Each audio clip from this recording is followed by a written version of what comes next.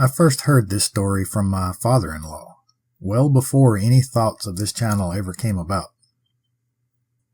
The subject was brought up again recently as a request from subscriber Arthur Radley. Arguably the most famous person from Heard County, Georgia, is a woman named Mayhayley Lancaster. A lawyer, political activist, midwife, and teacher.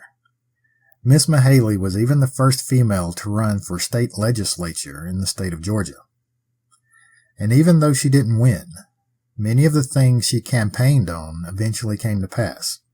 Roads and railways into rural areas, public schools, and laws to mandate doctors to deliver babies regardless of the family's ability to pay.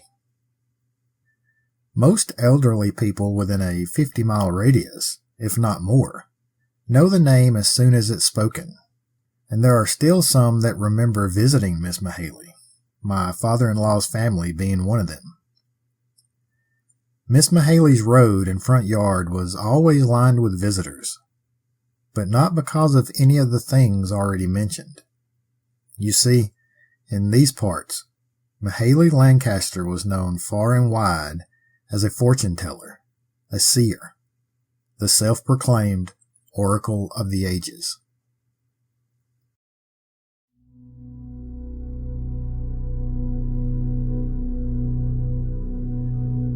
Everyone loves a good, strange, weird, or bizarre story. Well, welcome to the American South, where dark legends and haunted history lurk around every corner. Where superstition, folklore, and a touch of backwoods magic blend with everyday culture. Some say, in order to survive. This is Dixie After Dark.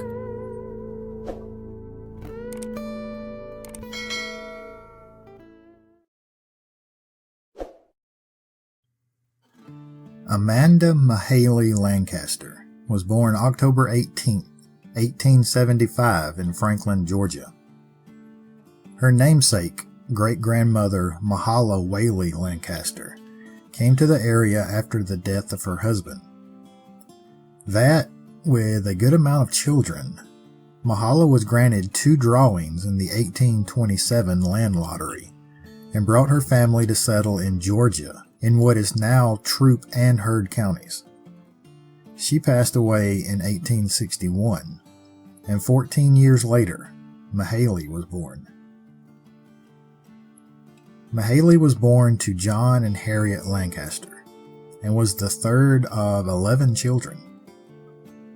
According to family stories, Mahaley was born with a caul, or a piece of amniotic sac covering her face like a veil.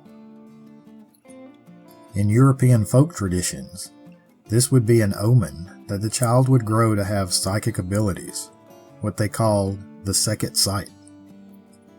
In Mahaley's case, this would prove no different. Early in life, Mahaley proved to be remarkable.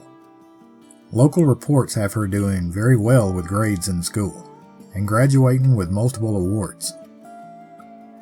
She always had a mind for business, too, always focusing on buying and reselling goods, everything from land and livestock to even seeds. She was also known to frequent sheriff auctions. She was so apt at this that by the time of her death, Mayhayley Lancaster had nearly 600 acres spread across multiple counties. On top of her business ventures, Mahaley served her community as a teacher and mentor at the Red Oak School in Heard County. They said she would often hire young children for odd jobs as well, paying them for their service, all the while teaching them the value of money and hard work. As her wealth and status grew, Mahaley attended law school in Atlanta, Georgia, and after graduating, she returned to Heard County to practice law, becoming one of the earliest female lawyers in the area. Even with this busy schedule, she found time to write a column for the local newspaper, the Franklin News and Banner, It was an opinion piece where she gave her thoughts on issues of the day under the pen name Uncle Sam. She was also politically motivated. Just 2 years after the ratification of the 19th Amendment in 1920, she announced her candidacy for state senate in 1920 and again in 1926. Although she never won, she's remembered as the first woman in Georgia to run for political office. Mahaley was also a very eccentric personality, but this didn't keep her from being well loved in the community. At times, she could be found in town in gaudy dresses, complete with tons of costume jewelry and ribbons, fancy hats, feathered boas, all rounded out by high-topped Victorian-style boots. Other times, she could be found in dirty aprons and an old military jacket, topped with a moth-eaten army hat. No one seemed to mind either way. They say all this added to her reputation. The reputation they refer to, though, was that of a fortune teller. By this time, Mayhayley Lancaster was already well known in the community for her abilities, but it was a murder trial in 1948 that gave her the national spotlight. Mahaley testified against a man named John Wallace. John was accused of murder of one of his sharecroppers, Wilson Turner. The grounds of this goes back to a stolen cow. John Wallace made a visit to Mayhayley Lancaster to ask the whereabouts of his stolen cow, where she gave Wilson Turner's name. If Mahaley said it, it was as good as gold. Wilson Turner was arrested and jailed for a short time, but after he was released, John Wallace and a group of friends chased Turner from town and down a lone road towards Coweta County. Just past the county line, Wallace and his group caught up with Turner, and Wallace pistol whipped him to death. Wilson Turner's body was then taken to Meriwether County, where Wallace disposed of it in an old well. But when John Wallace found out that he was under investigation, though, Wallace knew that he had to get rid of the body better than stashing it in an old well.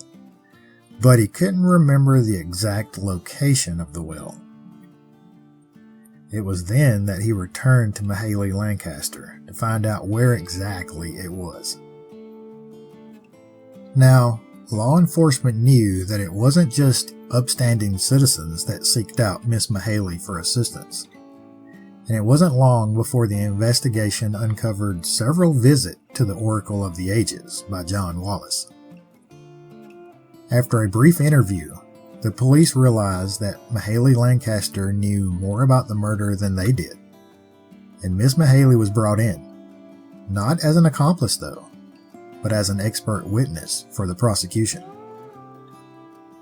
It was her testimony that played a key role in the guilty verdict, and the news brought her nationwide fame. The story of this case was published in the novel Murder in Coweta County, published in 1976, and eventually made into a movie by the same name in 1983, with June Carter Cash playing Mayhayley Lancaster. After news of the trial spread, Miss Mahaley found herself flooded with visitors day in and day out. By this time, her business mind had formulated a plan. $1 and a dime will buy the spirit's time, she advertised. The dollar was for herself. The extra dime was for the care of her dogs.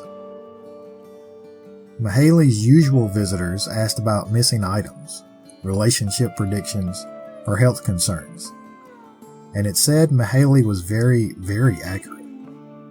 Sometimes she even predicted the upcoming death of people that visited. One account has actress Tallulah Bankhead even making a visit while vacationing in Georgia. As the story goes, Bankhead had lost a valuable diamond ring. When told of the event, Mahaley yelled out, "Sunset."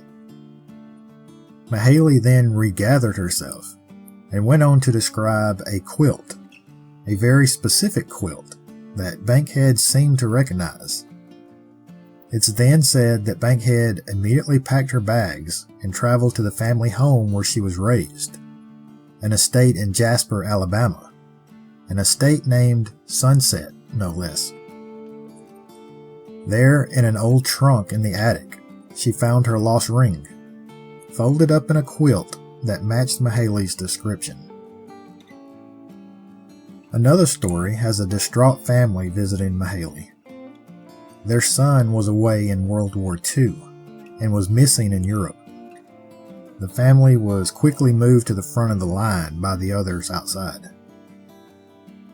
They eventually came back out, looking relieved. When asked by those outside what had happened, they claimed Mahaley told them their son was still alive and that they could expect news within 3 days. Several days later, the family returned to thank Mahaley, saying they had received a call from their son and that he would be returning home soon. Around the same time, a group of women from LaGrange, Georgia made the trip to Mayhayley Lancaster's door, mostly for fun, just to see what all the fuss was about. Miss Mahaley asked them if they knew a specific person, to which one of the ladies said yes, it was her neighbor. Mahaley asked the woman to deliver word to the neighbor to stop worrying, her son was fine, and that he would be returning home from the war within a month. Years of fortune-telling and business deals made Mayhayley Lancaster a very wealthy woman, and she continued to help people until her death on May 22, 1955, at the age of 79. She was laid to rest in Caney Head United Methodist Church Cemetery in Roosterville, Georgia. Her headstone, which has now been replaced twice over the years and now has a mistaken date of November 22nd, reads, "Neither did his brethren believe him."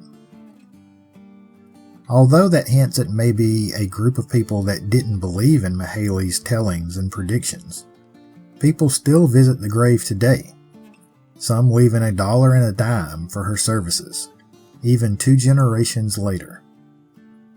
If they get something for it today, I don't know, but I wouldn't be surprised in the least.